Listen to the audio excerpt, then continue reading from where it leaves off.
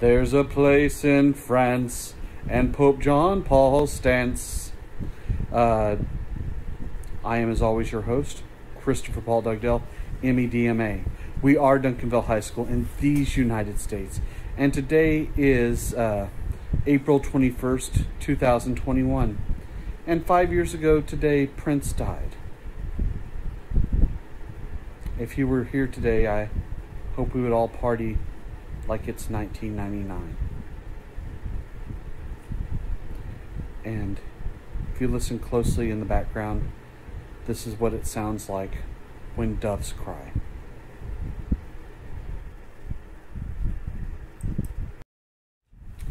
Now, when we talk about revolutions, Algeria was a lot different than than some of the other countries.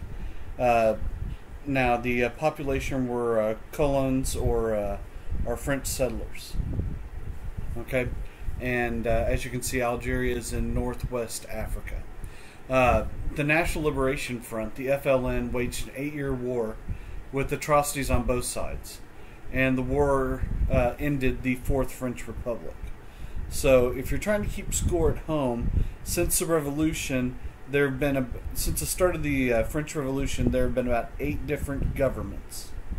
So, try not to get too attached, but I will say this: the one that's established next is actually the one that's still in power today. So, you might call that positive or negative. I'm not sure which, but that is the case.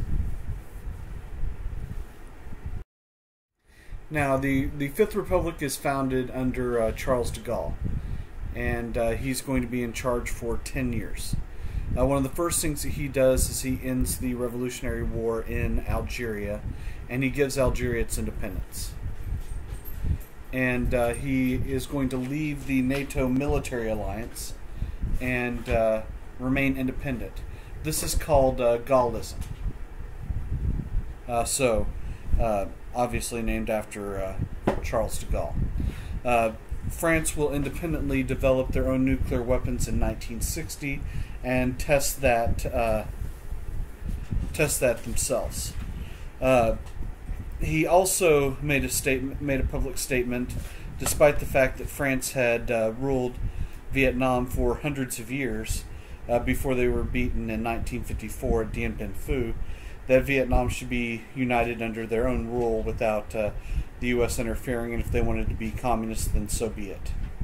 And Charles de Gaulle actually saw the U.S. as the greatest threat to world peace. On a little side note, I would say the U.S. was kind of the reason that Charles de Gaulle was not speaking German, nor just a normal German citizen at this point. So, take that, Charles de Gaulle, for whatever that's its worth. Now, the Treaty of Rome, 1957. This is going to create the Common Market, or the European Economic Community. Okay, these are common economic policies among the European nations, and they're going to coordinate their military research. And the European Atomic Community, Euratom. Britain, Denmark, Ireland, and it is going to join in 1973, and Eastern Europe is going to join in the 1990s. What they build there is a really strong economy and a borderless Europe, where you can go freely from one nation to the next with little difficulty. In fact, when my wife and I visited, we accidentally drove to France without making any attempt to do so.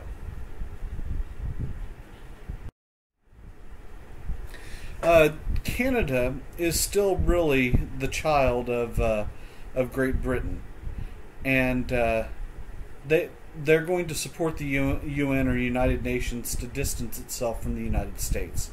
They do join NATO in 1949. And they really become an industrial power in both chemical and electrical engineering. By the way, just in case you don't know, the Canadian population is about the same size as Texas. They currently hold a 37 million to 29 million third-person advantage, but we're gaining on them every day. And well, anyway, sorry to pick a fight with Canada. Now, they're going to form the North American Air Defense Command, or NORAD, with the United States to protect both countries from Soviet bombers. Now, Lester Pearson, who was the Prime Minister of Canada from 1958 to 1963, he's part of the Liberal Party, and they create a welfare state in Canada with the National Social Security System and the National Health Insurance Program, ensuring health insurance and medical care for all citizens of Canada, and mirroring a social security system like the United States has for the elderly, the unemployed, and several other people are covered under Social Security just like they are in the United States. Now, meanwhile, in the United States, Eisenhower is going to try a completely different plan, which is actually pretty dangerous whenever it's installed. His idea was to really make a much smaller military, but increase nuclear weapons and threatening massive retaliation to keep us from going to war. And massive retaliation is going to kind of keep countries in line, at least for a few years, with the U.S. threatening to use nuclear weapons. And the idea is that if you do anything to get out of line, the U.S. will launch enough nuclear weapons to decimate the population. And for anyone who had any question on whether or not we would do it, they can simply look at World War II and the fact that we hit Japan in 2 industrial areas that were not serious military targets to see that we were serious about using nuclear weapons if push came to shove, or push came to, looking at us wrong, that we would really wipe off any evidence that these other countries existed.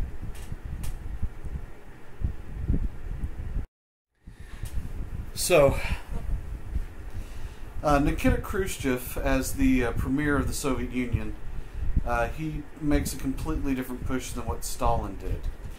He focused on consumer goods, and the thought was they could make consumer goods to rival the United States, and but they were never able to close the gap with the U.S.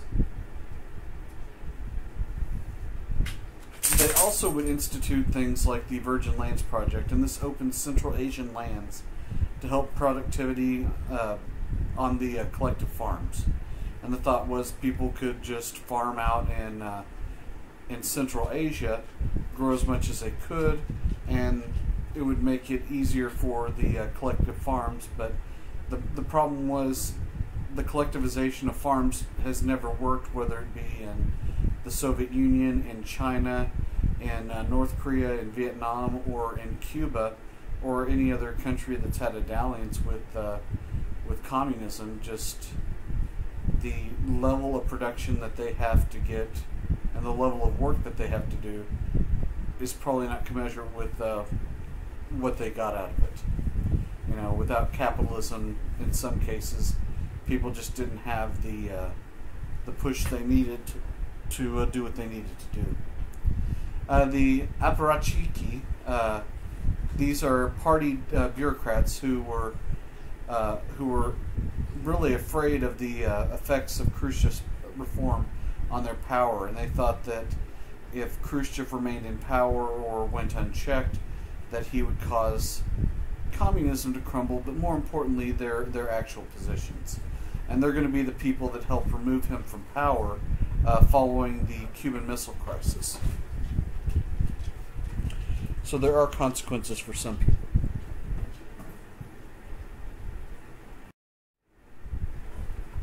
The Polish Revolt. Władysław Gomulka. He stops the collectivization of agriculture. Again, it doesn't work anywhere. He relaxes the economy. He decides to work with the Catholic Church. And he promises that he's going to stay a part of the Warsaw Pact and basically listen to whatever the Soviets tell him to do, but he's allowed to stay in power, and it's kind of a place where they can experiment and see how this worked. Now, once this happens, Hungarians under Imre Nagy, they start a revolt of their own. They free political prisoners. They decide to break from the Warsaw Pact, and they called for Hungarian recognition. But the Soviets rushed in with tanks. They killed about 100,000 people, and 200,000 others flee. And Nagy was hung and replaced with a man by the name of Janos Kadar, who would be much more easier to control than Nagy was. Okay, so the Soviets did allow for a little bit of change and a little bit of movement from what they were pushing, but nowhere near allowing for independent states like Nagy wanted to do.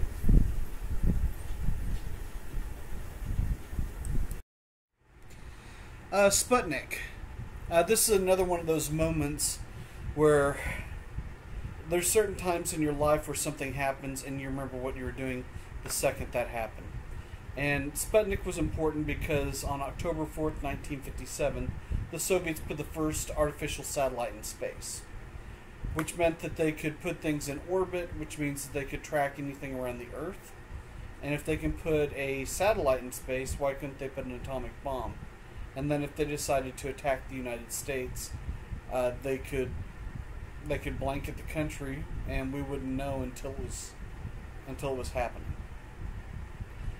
They went a step further by putting the first man in space, and that's Yuri Gregarin, and he was in space in 1961.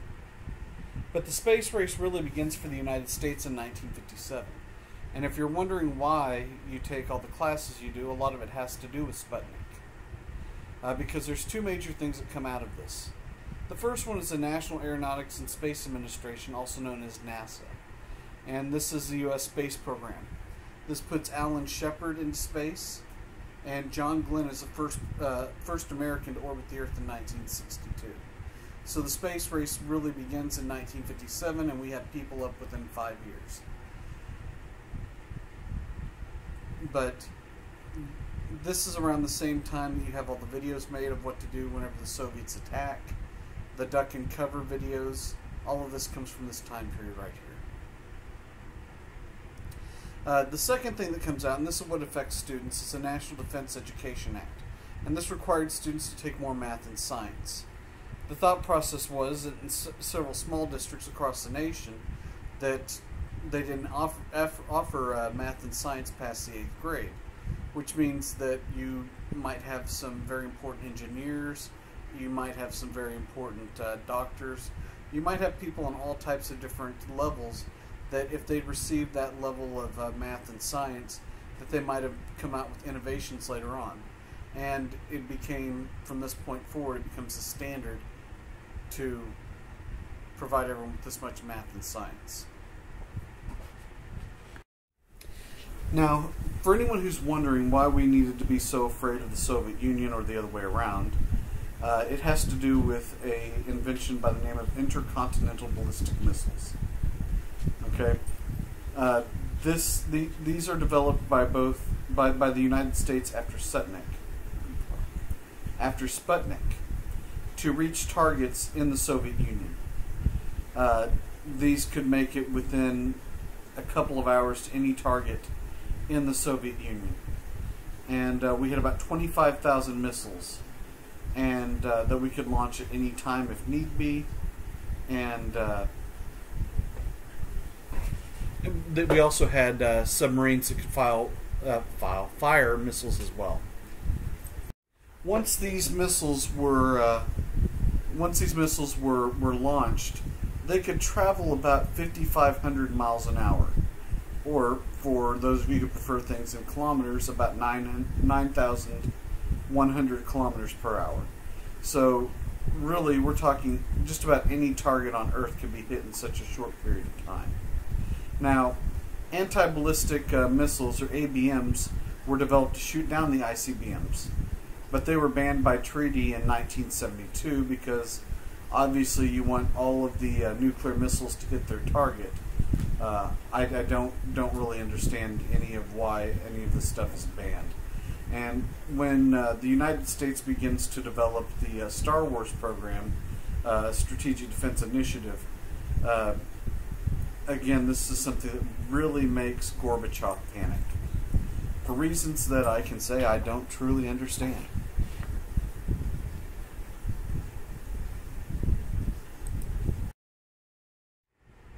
The kitchen debates. Okay, so this occurred back in the end of the 1950s, and this is where Richard Milhouse Nixon and Soviet Premier, or the leader of the Soviet Union, Nikita Khrushchev, they have these discussions about capitalism and communism and which one's better. They were eventually translated and put on television. And whenever these started off in the Soviet Union, Nikita Khrushchev really had Nixon at a disadvantage. But then they went back and they tried again in the United States, and Nixon was able to get the upper hand on Khrushchev, and there was really respect between the two of them. By the way, Stalin was dead at this point. So during this time, this is really improving relationships between the U.S. and Soviet Union. They decided that they were going to get together at Camp David. This is Khrushchev and Eisenhower, and they were going to have peace talks to try and end the Cold War and bring peace to the world. But as those talks had begun, the Soviets shot down a U-2 spy plane. This is a plane that we flew high over the Soviet Union, and we did this obviously to spy on them. When they found out that this happened, they ended the peace talks immediately, and we claimed that we didn't know that this happened, but then they showed proof. They had Gary Powers, the pilot of the plane. As Eisenhower's leaving office, he gives a farewell address. And in all honesty, this is really one of the most important farewell addresses. If you notice, the only ones we talked about were Washington's and now Eisenhower's. So that's 2 out of 34 presidents. Okay? So that means this one's pretty significant. And he warns about the growing military-industrial complex. And this is one of the things that goes back to the Nye Committee and the whole thought that if you let private companies make weapons for the defense, that they'll have a vested interest in going to war, and it would make war more probable. And that's one of the things that Eisenhower warned against.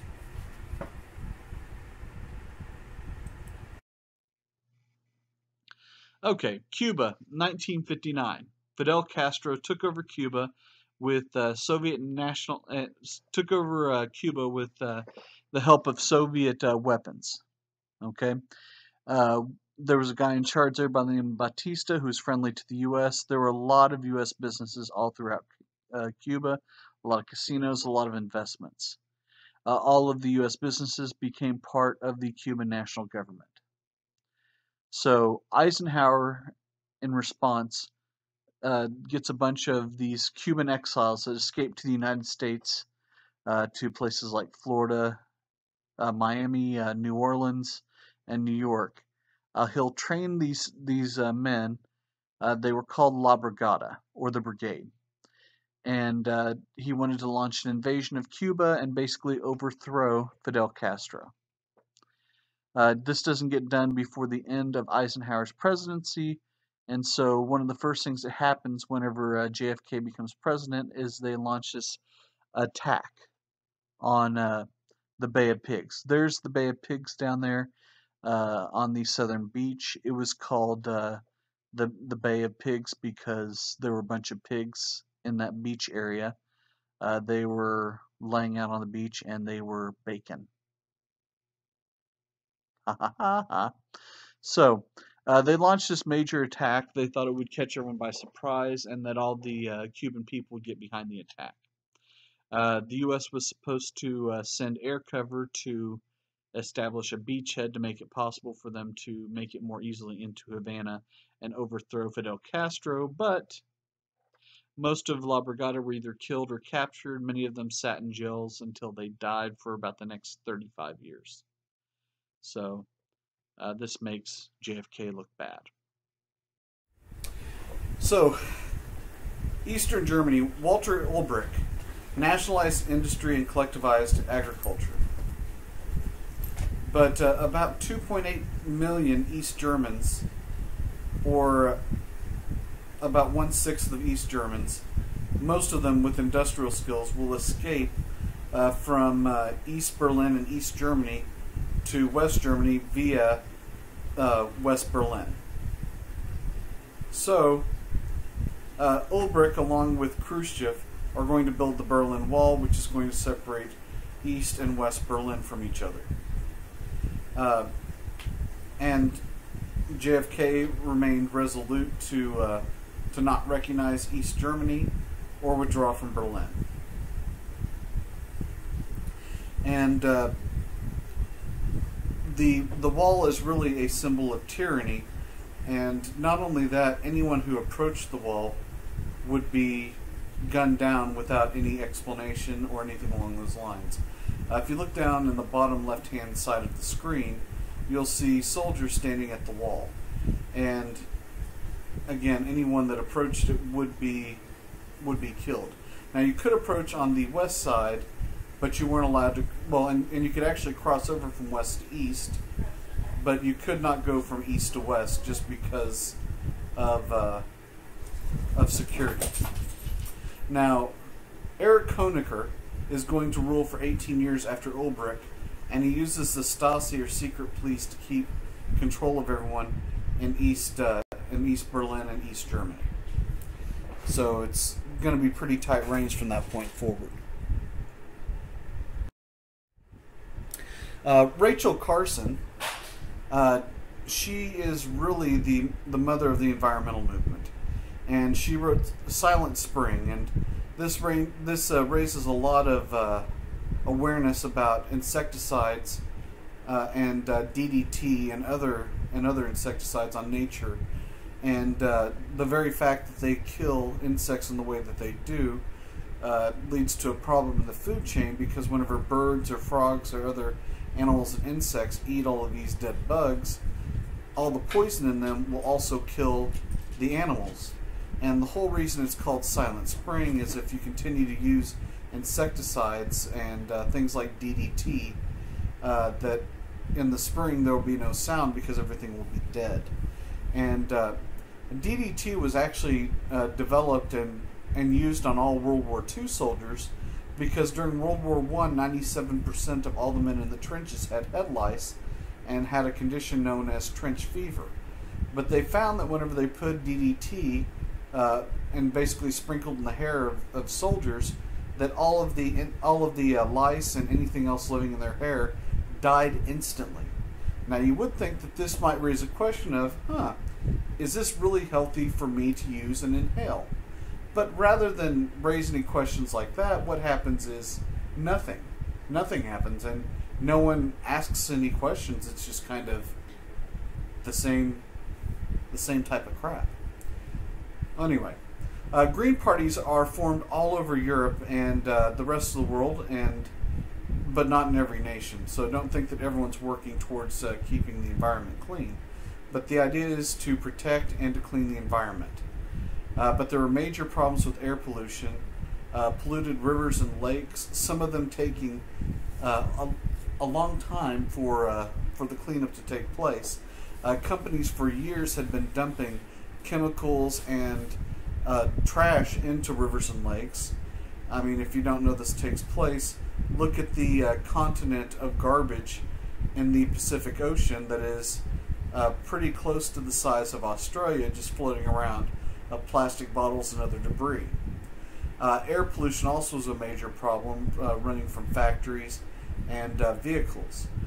Even in the 1980s, the United States was fighting against something called acid rain as a result of all the chemicals that were coming out of factories and cars and other things, creating pollution. Eventually, that's been cleaned up, but in the 1990s, if you were driving from Fort Worth into Dallas on I-20, you could not see Dallas on the horizon like you can today. You would see just a real dark brown haze. You also have a major problem with disappearing forests, problems with social justice, and a lot of pushes for pacifism. But in an era of the Cold War, it wasn't always a time where you might actually realize pacifism or peace. So the Second Vatican Council under John the 23rd, the Catholic Church tried to find ground with other Christian religions. Instead of trying to fight the Lutherans and the Methodists and all these other sects of Christianity, they tried to create a little bit more of a united front. And this called for nations to uphold human rights and social justice. Mass or services were held in the language of the people instead of Latin, which had been a real push for 500 years. It was one of the things that Martin Luther, not King, but Martin Luther, the guy in 1517, pushed for in the Protestant Revolution, in the Protestant Revolution, or Reformation, whenever. Among the many grievances he had was the fact that most people didn't understand the services. Now, despite all these progressive changes in the church at this time, the Humanae Vitae condemns the use of birth control, and so Catholics were not allowed to use birth control of any kind. Whether you were married or whether you were single, it didn't matter. Because according to the Catholic Church, if you were doing that, you were basically playing God by deciding when you wouldn't have children.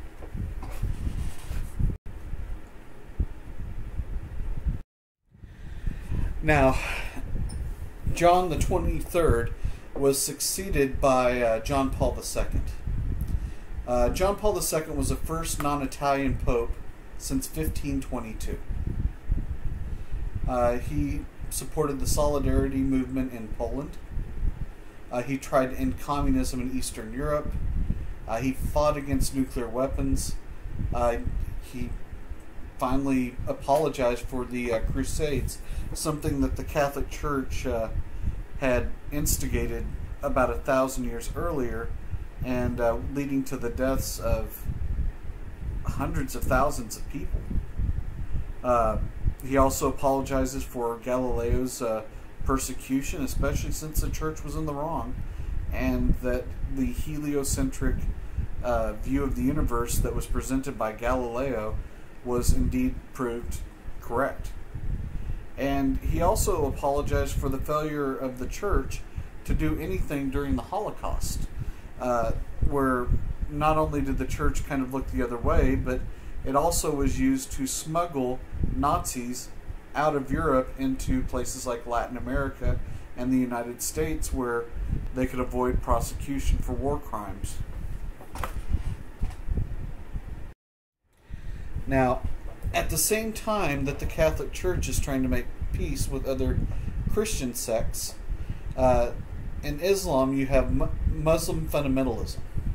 And these were people that believed that you should live the same way that Muhammad, the Prophet, lived. And this really came about as a result of this perceived influence from Western ideas and values.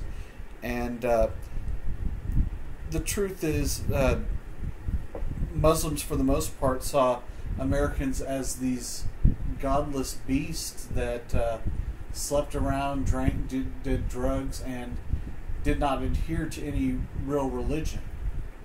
And they didn't want those same type of things leaking into Muslim society, and whatever arguments you may have against things in Muslim society, they just found that the society that was created in the United States and many Western nations was divisive and corrosive.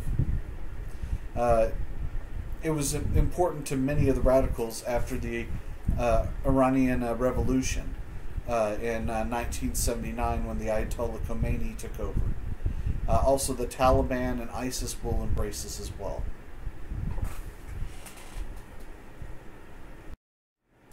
So, this takes us to the end of yet another day. I hope everyone did okay today. We are getting so close to the end. We only have about 4 days left to go, so hold tight, hold strong, and we'll be done here before you know it. Everyone have a great day. Stay safe, but don't be a safe. And don't cocaine, don't AIDS, and never COVID. This is Chris Dugdale, and I will see you on the other side.